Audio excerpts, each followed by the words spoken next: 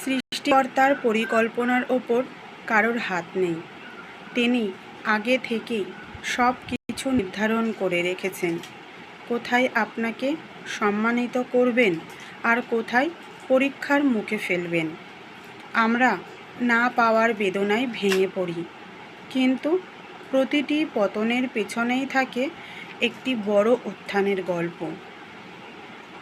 আমরা যেটা চাই তা সবসময় ভালো হয় না আমাদের জন্য, কিন্তু তিনি যা দেন তাই আমাদের জন্য শ্রেষ্ঠ।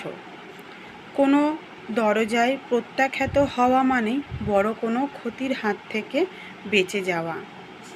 ধৈর্য ধরুন, আপনার প্রতিটা কষ্টের হিসাব তার কাছে আছে। আজ আপনি যেখানে অবহেলিত, অসম্মানিত, কাল সেখানেই সম্মানের শীর্ষে পৌঁছাবেন। তার পরিকল্পনায় কোনো ভুল নেই, শুধুমাত্র তার ওপর অগাধ বিশ্বাস রাখতে হবে।